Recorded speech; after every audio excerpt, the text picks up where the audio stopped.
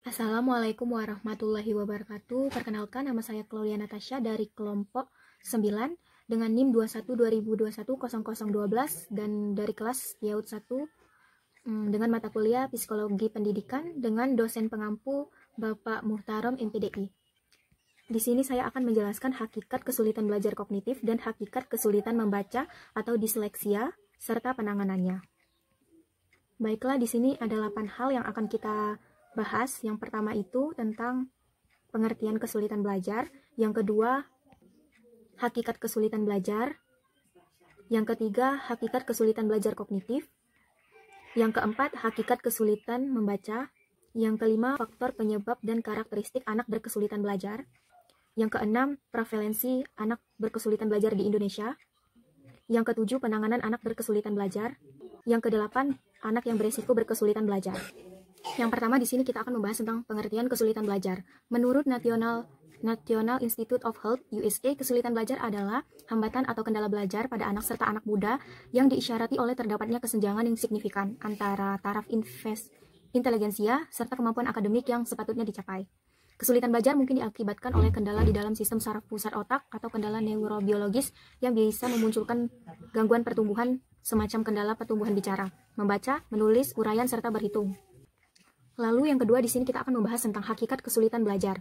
Terdapat 3 jenis kesulitan belajar yang sering dialami oleh anak. Yang pertama itu kesulitan membaca atau disleksia, yang kedua kesulitan menulis atau dysgrafia, dan yang ketiga itu kesulitan berhitung atau dyskalkulia. Kesulitan membaca atau disleksia itu sendiri yaitu di mana anak memiliki kesulitan untuk memahami hubungan antara suara, huruf, dan kata. Lalu yang kedua kesulitan membaca disebabkan karena kesulitan secara fisik membentuk tulisan, huruf, dan angka berupa kesulitan dalam menuangkan pikiran dalam bentuk tulisan. Lalu yang ketiga itu ada kesulitan berhitung, yang dimana ini jenis gangguan belajar yang mempengaruhi kemampuan seseorang dalam berbahasa dan visual. Lalu yang ketiga di sini ada hakikat kesulitan belajar kognitif. Kesulitan belajar kognitif adalah bentuk kesulitan belajar perkembangan atau ketidakmampuan belajar prasekolah. Jenis kesulitan belajar ini membutuhkan perhatian karena sebagian besar pembelajaran akademis terkait dengan domain kognitif, proses berpikir, mengetahui atau memahami sesuatu. Cara seseorang menggunakan fungsi kognitif dapat diukur dari kemampuannya menggunakan bahasa dan matematika. Secara garis besar, kesulitan belajar kognitif dapat diklasifikasikan ke dalam 2 kelompok, yaitu yang pertama developmental learning disabilities, yang kedua academic learning disabilities. Developmental learning disabilities atau kesulitan belajar yang berhubungan dengan perkembangan, yaitu kesulitan belajar yang berhubungan dengan perkembangan mencakup gangguan motorik dan persepsi, kesulitan belajar bahasa dan komunikasi, dan kesulitan belajar dalam penyesuaian perilaku sosial. Lalu yang kedua itu ada academic learning disabilities atau kesulitan belajar akademik, yaitu kesulitan belajar yang mencakup adanya kegagalan pencapaian prestasi akademik yang sesuai dengan kapasitas yang diharapkan. Kegagalan tersebut mencakup penguasaan keterampilan dalam membaca, menulis, dan matematika.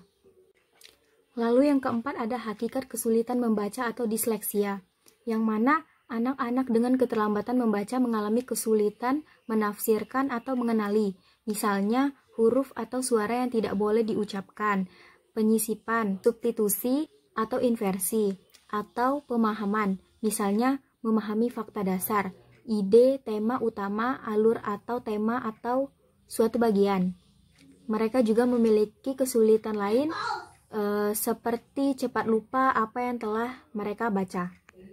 Di sini ada beberapa dari kesulitan yang dihadapi anak disleksia, antara lain sebaik berikut. Yang pertama itu membaca dengan sangat lambat dan enggan, lalu menavigasi teks pada halaman buku dengan jari telunjuk, mengabaikan suku kata, kalimat atau bahkan baris teks. Lalu salah mengucapkan kata-kata termasuk kata-kata yang sudah diketahui dan membentuk kata-kata yang memiliki arti, mengabaikan tanda baca. Menurut Sidiarto 2007 menunjukkan bahwa penyebab keterlambatan atau kesulitan dalam perkembangan membaca pada anak adalah: pertama, anak prematur dengan berat badan lahir rendah dapat menderita kerusakan otak sedemikian rupa sehingga mereka memiliki ketidakmampuan belajar atau gangguan defisit perhatian. Lalu yang kedua itu, anak-anak dengan gangguan fisik seperti gangguan penglihatan, gangguan pendengaran, atau anak-anak dengan cerebral palsy atau CP memiliki ketidakmampuan belajar dalam membaca.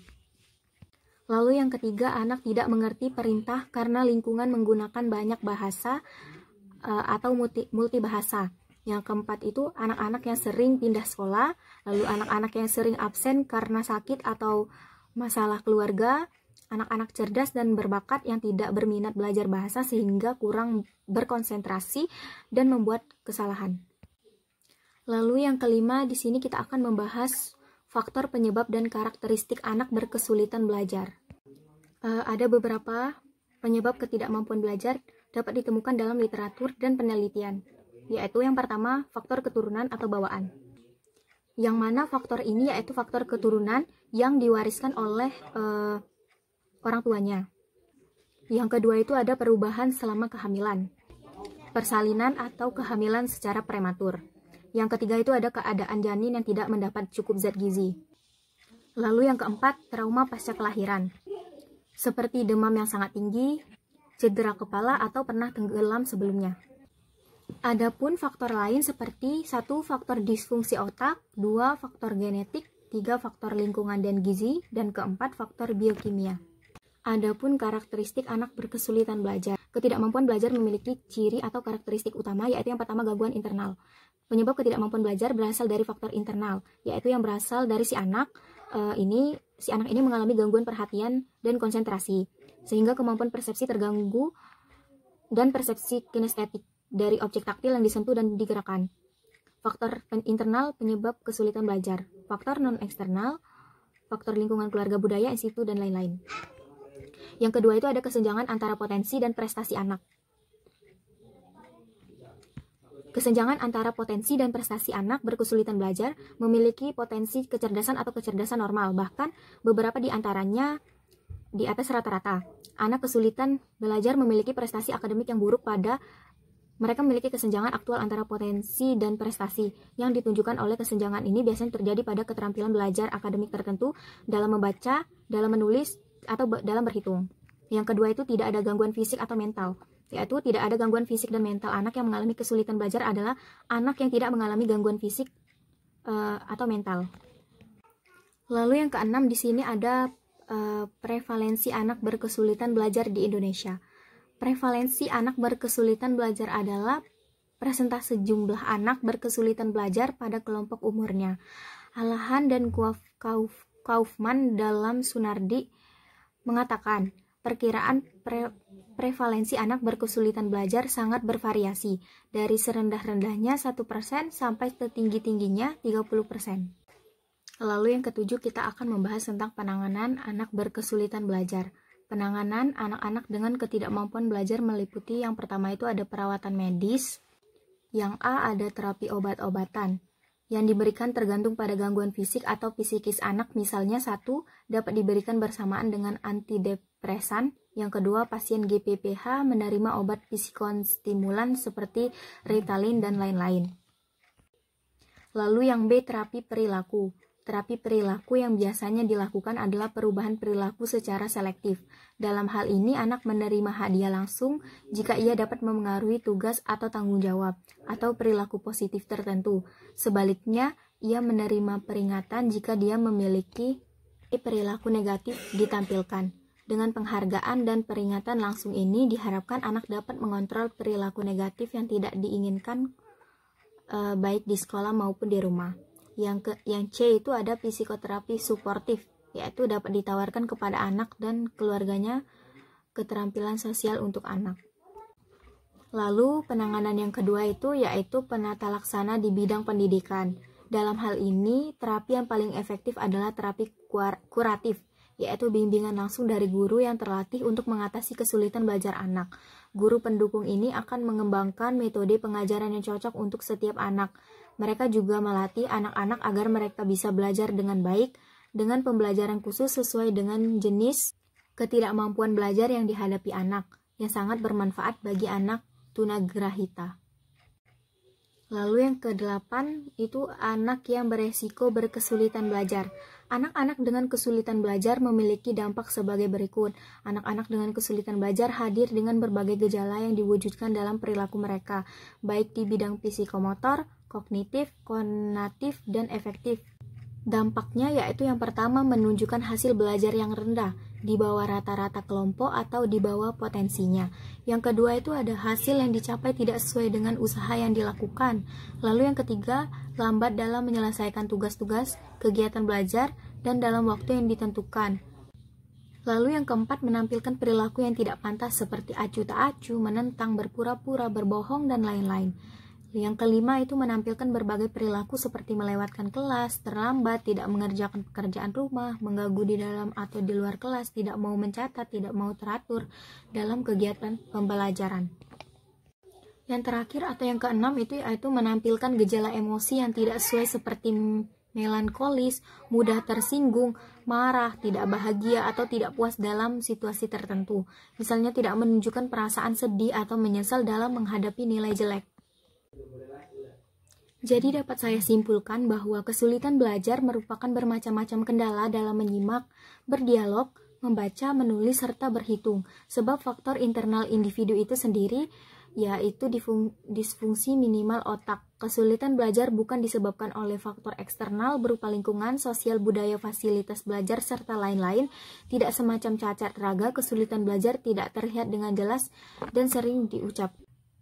Terkadang kesulitan ini tidak disadari oleh orang tua dan guru. Akibatnya anak yang mengalami kesulitan belajar sering diidentifikasi sebagai anak yang underachiever atau pemalas atau aneh. Anak-anak ini mungkin mengalami perasaan frustasi, marah, depresi, cemas, dan merasa tidak diperlukan. Jadi, pada prinsipnya semua anak memiliki kemampuan. Meskipun kemampuan mereka mungkin berada satu sama lain pada tingkat pendidikan dasar, keterampilan yang berbeda ini masih memiliki hubungan yang kuat. Membaca, menulis, dan berhitung, masalah yang mungkin ada pada salah satu keterampilan ini dapat mempengaruhi keterampilan lainnya, sehingga siswa sering mengatakan orang tua yang baik seperti orang tua atau guru satu anak. Satu skor rendah adalah anak bodoh dan gagal membutuhkan perhatian, karena seperti yang diketahui, seorang anak mungkin memiliki masalah hanya dengan salah satu dari keterampilan itu, dan mereka tidak tahu bagaimana menyelesaikan masalah. Oleh karena itu yang paling penting untuk dapat mempelajari perkembangan anak secara memadai, di mana diagnosis masalah nyata yang dihadapi anak sangat penting. Dengan cara ini kita tahu apa kesulitan belajar anak untuk mengidentifikasi cara-cara alternatif untuk membantu mengatasi kesulitan tersebut. Sekian pemaparan materi dari saya. Jika ada salah-salah kata, saya minta maaf. Kepada Allah saya mohon ampun. Saya akhiri. Wabillahi taufiq wal hidayah. Wassalamualaikum warahmatullahi wabarakatuh.